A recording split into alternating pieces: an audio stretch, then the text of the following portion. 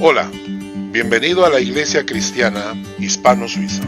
En unos momentos empezará la emisión en vivo. Por favor, prepara los siguientes materiales. Ten tu Biblia a la mano. Recuerda que si estás usando tu teléfono portátil, no tendrás oportunidad de buscar los textos bíblicos en el mismo dispositivo. Ten siempre preparado un cuaderno de apuntes. Te servirá para tomar notas o citas bíblicas que después puedes volver a revisar. Lápices de colores te permitirán marcar o resaltar algún versículo bíblico que te llame la atención. Que Dios te bendiga. Bienvenidos, hermanos, a este nuevo estudio de la Epístola de los Colosenses que hemos empezado ya hace unas semanas atrás. Vamos a orar para que Dios dirija esta palabra.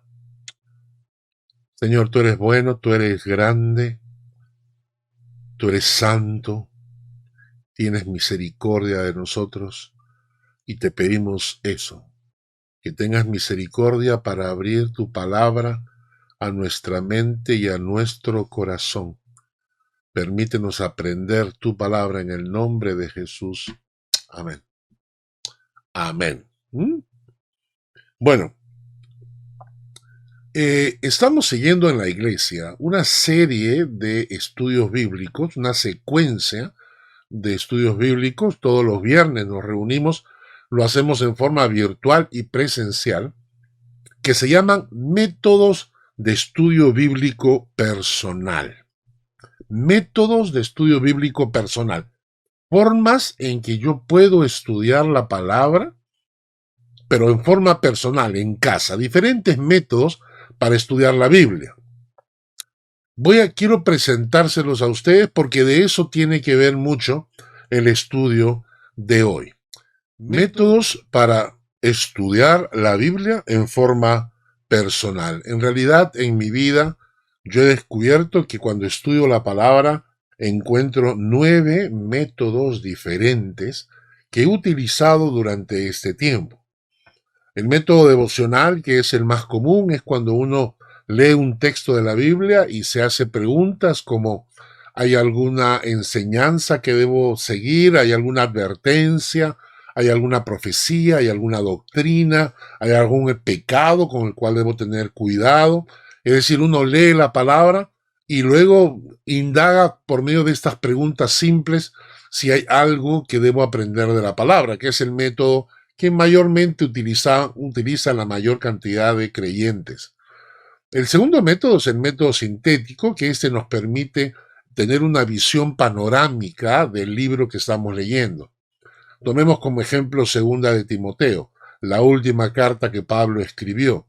Una cosa es leer 2 de Timoteo directamente, y otra cosa es cuando investigas que la segunda carta de Timoteo se escribió, por ejemplo, durante la represión en Roma, la persecución en Roma, que inició Nerón contra los cristianos. Y Pablo estaba en la cárcel cuando Nerón estaba quemando Roma. Entonces, si tú entiendes cuándo fue escrita la carta, quién la escribió, a dónde la escribió, esto te da una visión mucho mejor del texto que estás leyendo. El método biográfico fue el que utilizamos la semana pasada cuando estudiamos la vida de Epafras. La semana pasada, estudiando Colosenses capítulo 1, versículos 7-8, descubríamos la vida de Epafras, un hombre de Dios del cual no se habla tanto como se habla de Pablo, por ejemplo, pero que según el estudio que hicimos tenía mucho que enseñarnos. Método histórico, por ejemplo, estudias un poco lo que era la época de Egipto, cuando estaba el pueblo de Israel como esclavo. Entonces la historia te ayuda a conocer el contexto. El método teológico, cuando estudias doctrinas, doctrina de salvación, doctrina de la profecía, doctrina de la segunda venida de Cristo. El método tópico o temático, cuando utilizas un tema, por ejemplo, las parábolas de Jesús, mujeres en la Biblia, etc. El método periodístico es cuando te hace las preguntas que un periodista hace. ¿Quién? ¿Qué ocurrió? ¿Dónde? ¿Cuándo? ¿Cómo? ¿Por qué? ¿Para qué? Etcétera, etcétera. El método comparativo es cuando tienes, por ejemplo, en los evangelios, diferentes historias parecidas sobre un mismo evento, y esto enriquece. Por ejemplo, estudiar la vida de la mujer con el flujo de sangre según Mateo, según Lucas, según Marcos, cambia la historia un poco, y esto nos ayuda y nos aumenta el conocimiento del texto de la historia. Y por último, el método analítico, que es el que vamos a utilizar el día de hoy. El método analítico es simplemente un análisis textual y gramatical de las escrituras, y nos hacemos algunas preguntas. Vamos a hacer un análisis detallado del texto, vamos a ver la composición gramatical, de, para, por qué, para qué, el contexto en que es escrito, el significado de las palabras en los idiomas originales. Usar diferentes traducciones de la Biblia nos va a ayudar muchísimo. Usar comentarios bíblicos también nos va a enriquecer el conocimiento. Ahora vamos a hacer entonces el estudio de Colosenses capítulo 1, versículos 9 al 14. Les invito a abrir su Biblia en Colosenses capítulo 1, versículos 9 al 14. ¿Lo tienen ya? Vamos a hacer una lectura directa, rápida, primeramente, de todo el texto. Colosenses capítulo 1, versículos 9 al 14, dice: por lo cual también nosotros, desde el día que lo oímos, no cesamos de orar por vosotros y de pedir que seáis llenos del conocimiento de su voluntad en toda sabiduría e inteligencia espiritual, para que andéis como es digno del Señor, agradándole en todo, llevando fruto en toda buena obra y creciendo en el conocimiento de Dios, fortalecidos con todo poder, conforme a la potencia de su gloria, para toda paciencia y longanimidad, con gozo, dando gracias al Padre que nos hizo aptos para participar de la herencia de los santos en luz, el cual nos ha librado de la potestad de las tinieblas y trasladado al reino de su amado Hijo, en quien tenemos redención por su sangre, el perdón de pecados. Vamos a empezar el análisis gramatical. Empezamos por la primera afirmación. Por lo cual, también nosotros, desde el día en que lo oímos, no cesamos de orar por vosotros y de pedir. La primera cosa que estamos viendo es que Pablo nos enseña que desde el momento en que ellos escucharon de los colosenses, entonces empezaron un ministerio de intercesión, orando por los colosenses sin cesar permanentemente y pidiendo. Y la pregunta es, ¿pidiendo qué? ¿Pedir qué? ¿Qué pedían ellos? La siguiente frase nos dice: pidiendo que seáis llenos del conocimiento de su voluntad en toda sabiduría e inteligencia espiritual. Ahora ya sabemos que Pablo estaba orando, pidiendo que los colosenses fuesen llenos del conocimiento de la voluntad de Dios, conocer la voluntad de Dios, dentro de un campo de sabiduría e inteligencia espiritual.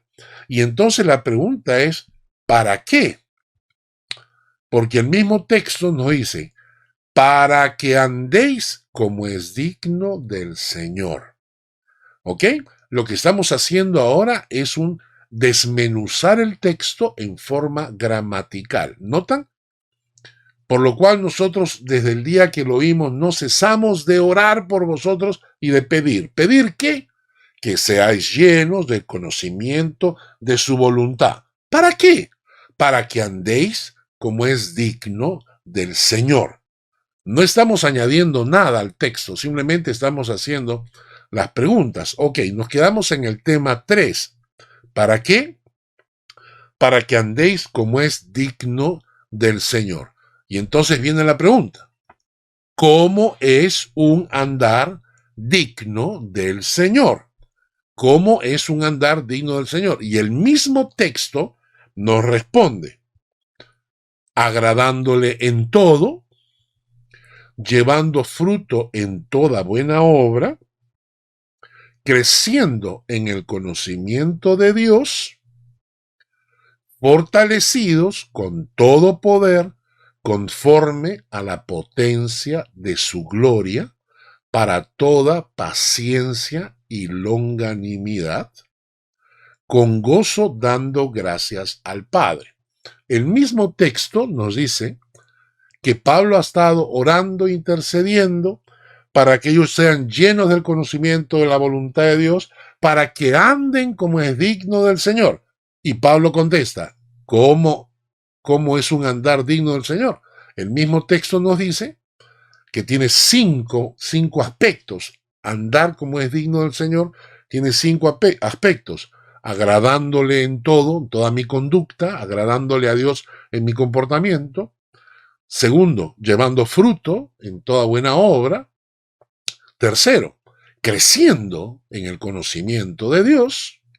Cuarto, fortaleciéndonos en el poder de Dios conforme a la potencia de su gloria, fortaleciéndonos en el poder de Dios. Y por último, un andar digno del Señor es un andar agradecido, con gozo, dando gracias al Padre. Es decir, vamos agradeciendo al Señor. Y luego, miren el texto continúa, dice, con gozo dando gracias al Padre que nos hizo aptos para participar de la herencia de los santos en luz, que nos ha librado de la potestad de las tinieblas y nos ha trasladado al reino de su amado Hijo. Entonces, sale el tema ahora de Dios Padre, que hace con nosotros tres cosas.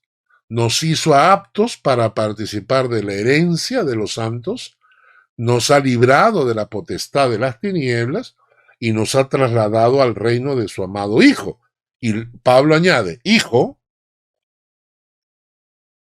que en quien tenemos redención por su sangre, el perdón de pecados. Dos cosas tenemos en el Hijo, redención por su sangre y perdón de pecados.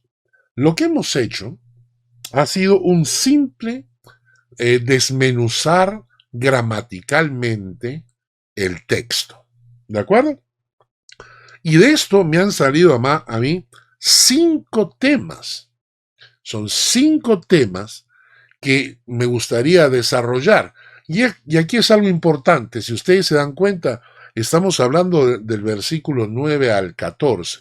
O sea, estamos hablando de 5 versículos. Y sin embargo, tenemos tanto material. Y es porque la palabra de Dios es así de rica.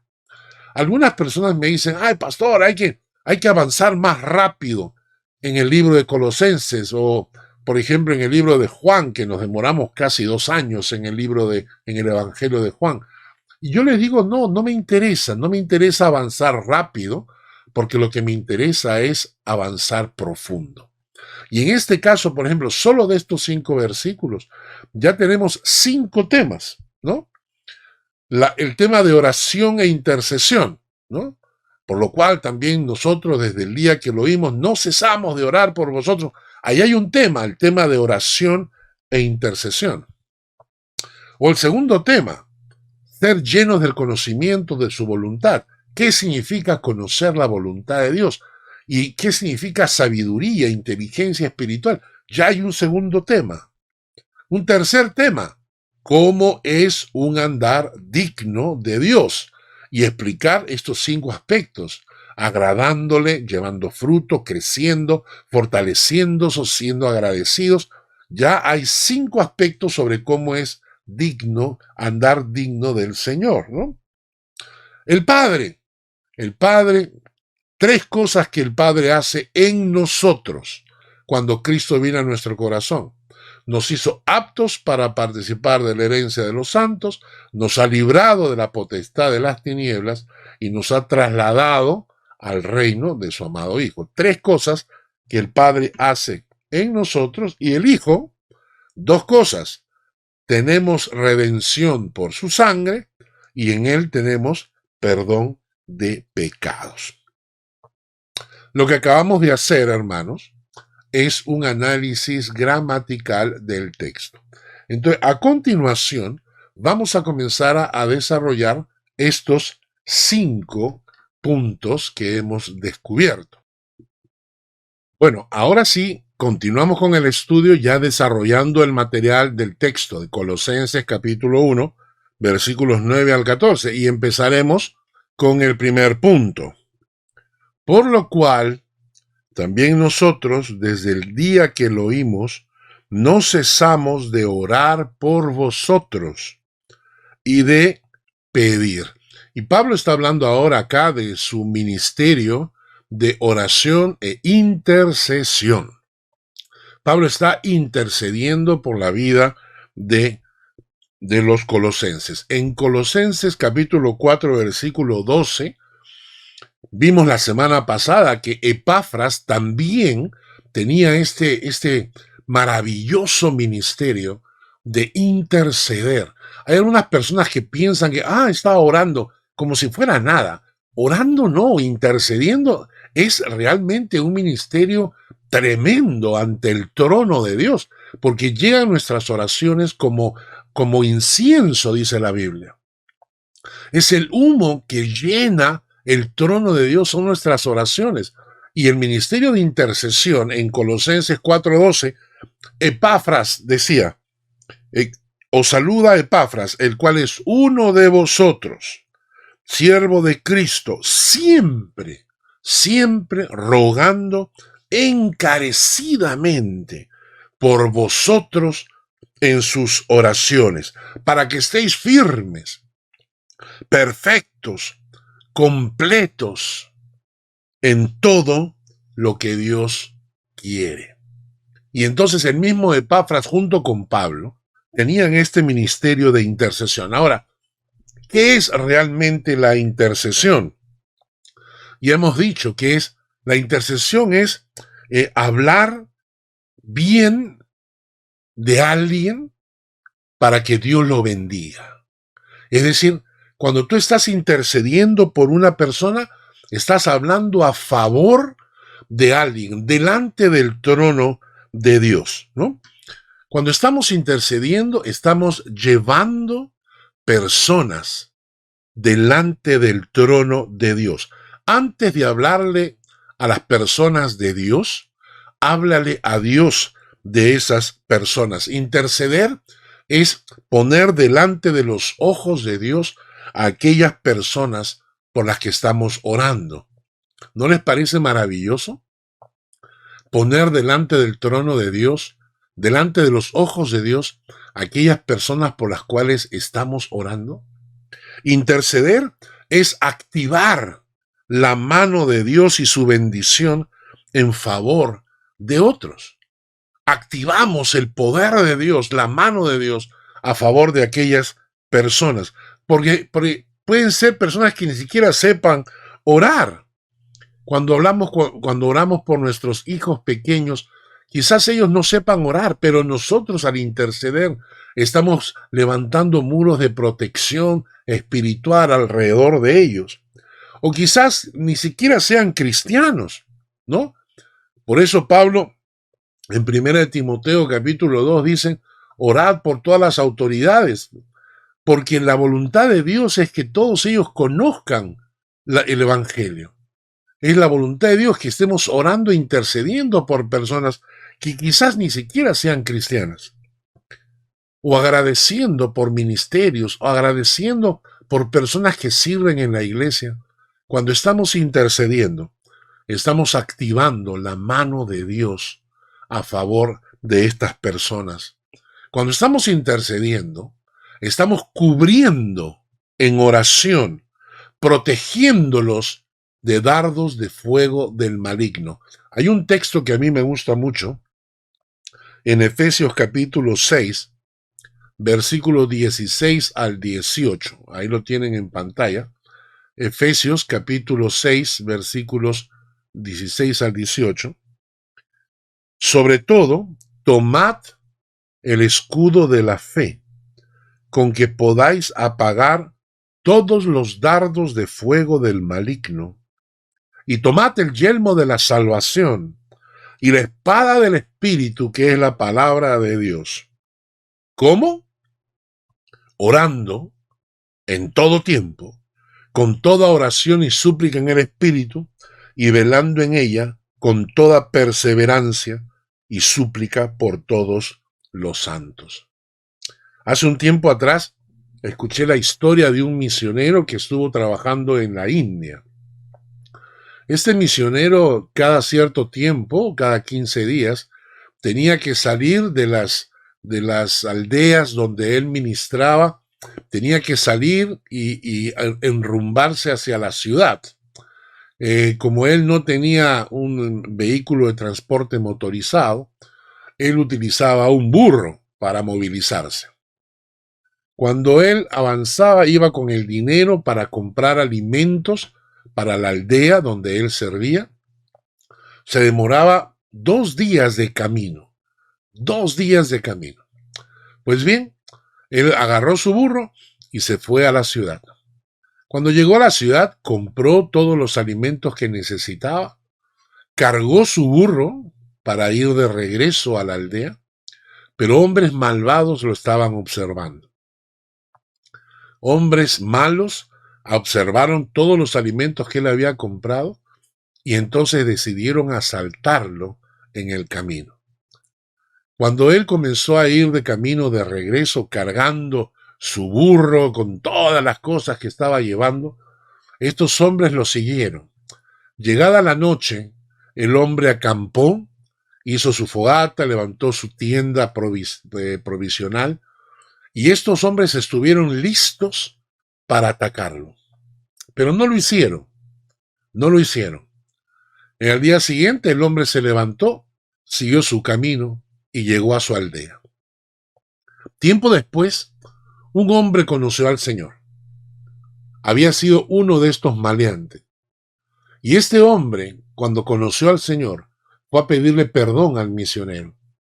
Y le dijo que estuvimos persiguiéndote para asaltarte y para robarte aquella noche que tú regresabas de la ciudad con los víveres para la aldea. Pero cuando íbamos a atacar, habían 26 hombres parados a tu alrededor. 26 hombres te acompañaban. No sé de dónde salieron, pero eran 26 hombres que estaban de pie a tu alrededor mientras tú dormías.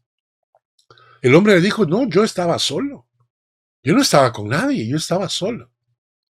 Él escribió contando esta historia a sus amigos en Estados Unidos que lo apoyaban en su obra misionera. Cuando él regresó a Estados Unidos, volvió a contar esta historia en la iglesia. Y entonces el pastor le mencionó, le dijo, ¿qué día fue? ¿Cuándo ocurrió? Cuando el misionero dijo la fecha, el pastor recordó y entonces se puso en pie y dijo, hermanos, ¿recuerdan aquella vez cuando yo me levanté con una gran carga en mi corazón y los llamé a ustedes para que vengan a la iglesia para interceder por nuestro misionero? Y la gente dijo, sí, recordamos aquel día. Quiero que se pongan en pie los que vinieron a orar aquella vez. Y se pusieron en pie 26 personas. 26 personas habían estado orando para proteger a este misionero. 26 personas fueron las que los maleantes vieron alrededor cuidándolo cuando quisieron asaltarlo. Cuando intercedemos, estamos protegiendo, estamos cuidando a aquellas personas por las cuales oramos. Cuando intercedemos, llevamos las cargas uno de otro. Hay un texto en Gálatas, acá lo tienen, Gálatas capítulo 6, versículo 2, que dice, sobrellevad los unos las cargas de los otros y cumplid así la ley de Cristo. Cuando estamos orando, hermanos, intercediendo, estamos ayudando a nuestros hermanos a llevar sus cargas. En conclusión, el ministerio de intercesión llevamos a los hombres ante el trono de Dios, activamos la mano de Dios a favor de ellos, cubrimos a nuestros queridos seres amados con protección, con oración, compartimos las cargas que ellos llevan en su corazón. ¿Cuál era la costumbre de Pablo? En Romanos capítulo 1, versículo 8 y 9, lo tienen en pantalla. Romanos capítulo 1, versículos 8 y 9, dice, escuchen lo que dice Pablo. Primeramente doy gracias a Dios, mediante Jesucristo, con respecto a todos vosotros, de que vuestra fe se divulga por todo el mundo, porque testigo me es Dios, a quien sirvo en mi espíritu, en el evangelio de su Hijo, de que sin cesar hago mención de vosotros siempre en mis oraciones. En segunda de Timoteo, capítulo 1, versículos 3 al 5, dice: doy gracias a Dios, al cual sirvo desde mis mayores con limpia conciencia, de que sin cesar me acuerdo de ti en mis oraciones, noche y día, deseando verte y acordarme de tus lágrimas para llenarme de gozo. Pablo tenía un permanente ministerio de intercesión. Ese era un ministerio. Hermanos, deberíamos asumir esto también como nuestro ministerio. Tener un tiempo de intercesión todos los días, orando por nuestros hijos, nuestras esposas, nuestros familiares, nuestros hermanos, nuestros tíos, nuestros primos, empezando por la familia. Y luego interceder por nuestros amigos, y luego interceder por nuestros pastores. Hermanos, el diablo quiere tumbarse a los pastores. Tenemos que orar para proteger a nuestros pastores de las acechanzas del diablo. Así que tenemos a Pablo, el apóstol, el predicador, el maestro, cumpliendo su ministerio de intercesión. Todo líder de la iglesia debería ser un intercesor por su iglesia. Y muchos dicen que no tienen cómo servir al Señor. No sé, yo no tengo voz para cantar en el coro, yo no tengo la capacidad de enseñar o de predicar. Hermanos, el ministerio de intercesión es una de las formas más preciosas de servir al Señor. ¿Ok? Entonces Pablo era un intercesor. Pero no solamente Pablo, en Lucas, capítulo 22, versículo 31 al 32, hay una situación con Pedro, ¿no? Jesús le anuncia a Pedro que se le vienen épocas muy malas, ¿ya? Y entonces le dice, también el Señor le dijo a Simón, Simón, he aquí, Satanás os ha pedido para zarandearos como a trigo. Ustedes saben que el diablo no puede atacarnos sin el permiso de Dios. Él tiene que pedir permiso. Entonces el diablo os ha pedido, dicen, para zarandearlos, ¿no? Pero miren lo que contesta Jesús. Yo he rogado por ti, que tu fe no falte. Y tú, una vez vuelto, confirma a tus hermanos. Jesús había estado orando por Pedro sin que Pedro lo hubiese sabido. Si Pedro ni tenía idea de que el diablo lo había pedido para zarandearlo. Pero Jesús ya estaba intercediendo por Pedro. Y rogando, Señor, lo van a zarandear, sí, pero que su fe no falte. En Juan capítulo 17, Jesús nos muestra que Él era un intercesor permanente. Juan 17, desde el versículo 9, es un pasaje precioso que vale la pena estudiar. Yo ruego por ellos, dice.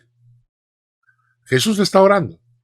Yo ruego por ellos, no ruego por el mundo, sino por los que me diste, porque tuyos son, y todo lo mío es tuyo, y lo tuyo mío.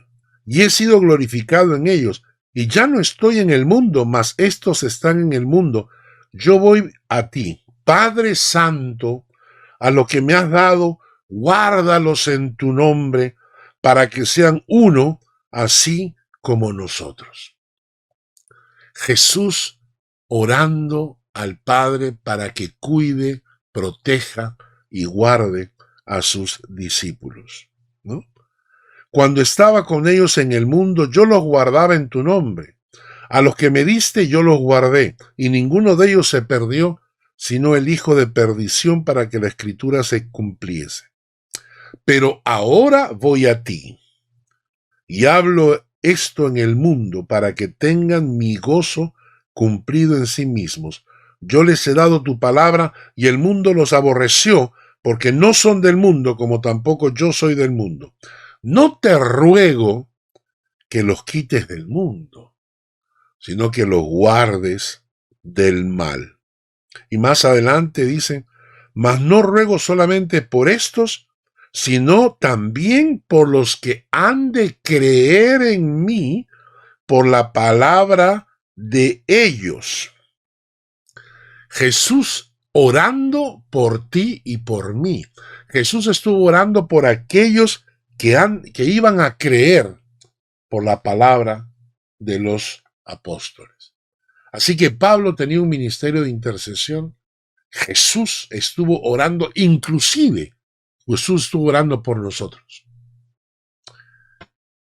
Y esto es precioso, hermanos, porque Romanos 8:34 dice, ¿quién es el condenará? ¿El que condenará? Cristo es el que murió, más aún el que también resucitó, y el que además está a la diestra de Dios, el que intercede por nosotros. Jesús está en este momento ante el trono de Dios, intercediendo por nosotros. Hasta el Espíritu Santo, en Romanos 8, 26 y 27 dice, y de igual manera el Espíritu nos ayuda en nuestra debilidad, pues qué hemos de pedir como conviene no lo sabemos, pero el Espíritu mismo intercede por nosotros con gemidos indecibles. El Espíritu mismo intercede por nosotros con gemidos indecibles. Mas el que escudriña los corazones sabe cuál es la intención del Espíritu, porque conforme a la voluntad de Dios, intercede por nosotros. Qué precioso texto. En Hebreos 7:25 nos dice, hablando acerca de Jesucristo, por lo cual puede también salvar perpetuamente a los que por él se acercan a Dios, viviendo para interceder por ellos. Entonces Pablo tenía un ministerio de intercesión. Jesús intercedía por sus discípulos. Jesús intercedía por nosotros. El mismo Espíritu Santo está intercediendo por nosotros. Entendemos, hermanos, la importancia de un ministerio de intercesión personal. Esto fue lo primero que nos enseña Pablo en Colosenses capítulo 1, versículos 9 al 4, donde nos dice el texto, por lo cual también nosotros, desde el día que lo oímos, no cesamos de orar por vosotros y de pedir. ¿No es cierto? ¿De pedir qué? Vamos a analizar el segundo tema. Pedir que seáis llenos de su voluntad en toda sabiduría e inteligencia espiritual. Que seáis llenos del conocimiento de su voluntad en toda sabiduría e inteligencia espiritual. Esta era la oración de Pablo. Pablo oraba y pedía por los colosenses, pidiendo que sean llenos del conocimiento de su voluntad. Entonces, y la pregunta aquí que uno inmediatamente brota es, ¿y cuál es la voluntad de Dios? La voluntad de Dios se compone de dos partes, ¿ok? La primera es su voluntad general, la voluntad de Dios que ya está revelada en la Biblia y que la vamos a ver a continuación. La voluntad general de Dios ya está escrita. No tenemos que indagar más, ya está escrita, basta con que la leamos.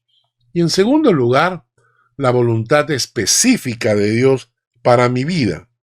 Y cuando yo dejo que Dios guíe mi vida, entonces la voluntad de Dios para mí se va cumpliendo en forma natural. ¿De acuerdo? Pero hay mucha gente que está tan preocupada de saber la voluntad de Dios para su vida hoy, específicamente, concretamente para su vida, que se olvidan de que muchos aspectos de la voluntad de Dios ya están revelados en la palabra. Y que sería bueno hacer caso a la palabra antes de meternos a indagar cuál es la voluntad específica. ¿Quiere Dios que me quede? ¿Quiere Dios que cambie de trabajo? ¿Quiere Dios que me case con tal chica? ¿Quiere Dios que viaje a tal país? Pues antes de saber esas respuestas a esas preguntas, sería bueno conocer lo que Dios dice en su palabra sobre su voluntad. Y vamos a ver algunos versículos que nos ilustren al respecto. Por ejemplo, en Efesios capítulo 6, versículo 6. En Efesios capítulo 6, versículo 6 dice: Siervos, obedeced a vuestros amos terrenales con temor y temblor, con sencillez de vuestro corazón, como a Cristo, no sirviendo al ojo, como los que quieren agradar a los hombres, como siervos de Cristo, de corazón, haciendo la voluntad de Dios. ¿Cómo debo trabajar en la empresa donde estoy? Tengo jefes, claro, en esa época habían amos terrenales, hoy en día no tenemos amos terrenales, pero tenemos jefes a quienes tenemos que dar cuenta. Y entonces, ¿cómo debemos trabajar? ¿Cuál es la voluntad de Dios en cuanto a mi trabajo? Dice que con sencillez de corazón, como a Cristo, debemos obedecer, servir. Servir como lo haríamos con Cristo, no sirviendo al ojo, es decir, no hago las cosas solo cuando me ven, como los que quieren agradar a los hombres, sino como siervos de Cristo, que hacemos las cosas porque Dios nos ve. Entonces, cuando la gente me pregunta, ¿cuál es la voluntad de Dios para mi vida y mi trabajo? Punto 1, tienes que servir en tu trabajo como sirviendo a Dios y no sirviendo a los hombres. No como cuando te está viendo el ojo humano, sino como cuando te está viendo el ojo divino. Entonces, por ejemplo, esta ya es voluntad de Dios. La voluntad de Dios para tu vida laboral. Primera de Tesalonicenses capítulo 4, versículo 3. Dice, pues la voluntad de Dios es vuestra santificación, que os apartéis de fornicación.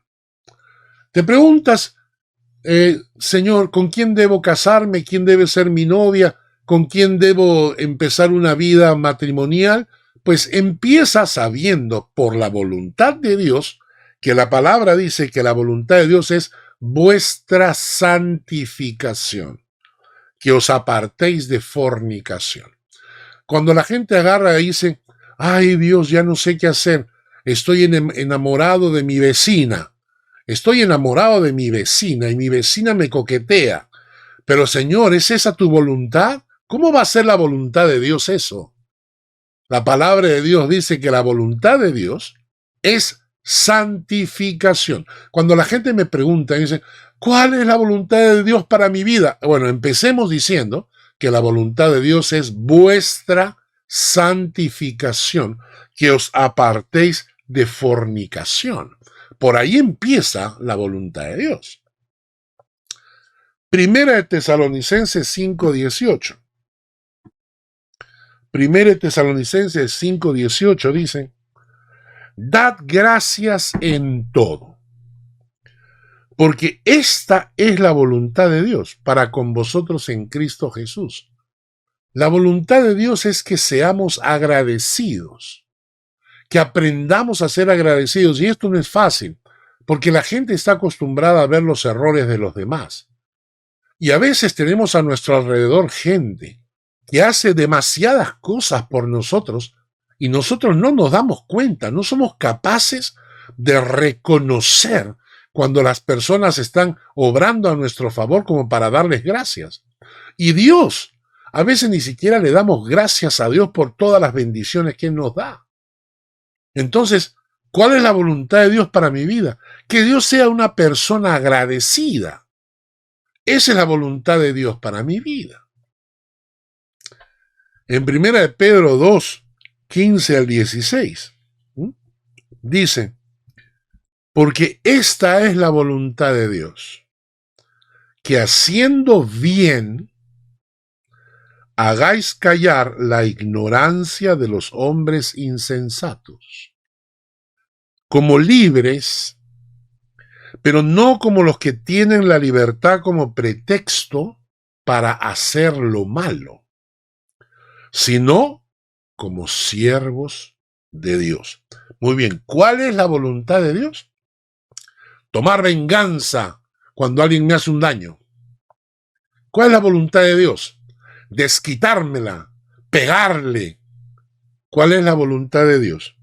Que haciendo bien, hagáis callar la ignorancia de los hombres insensatos, como libres, pero no como los que tienen la libertad como pretexto para hacer lo malo, sino como siervos de Dios.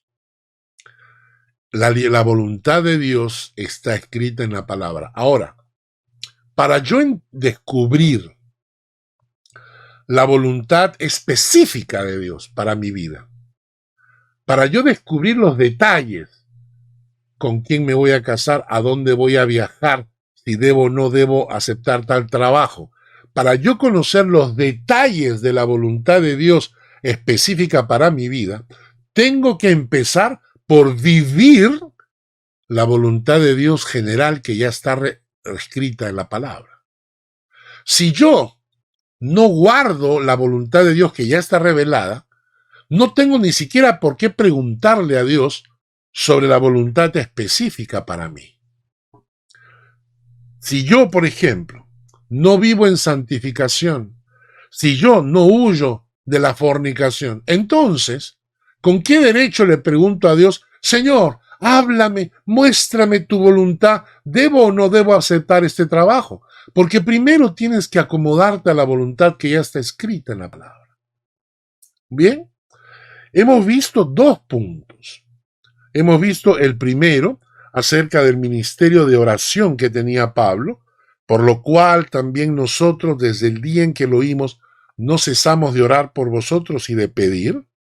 Nos hicimos la pregunta, ¿y pedir qué? Pedir que seáis llenos del conocimiento de su voluntad en toda sabiduría e inteligencia espiritual. Perfecto. Vamos al punto número 3.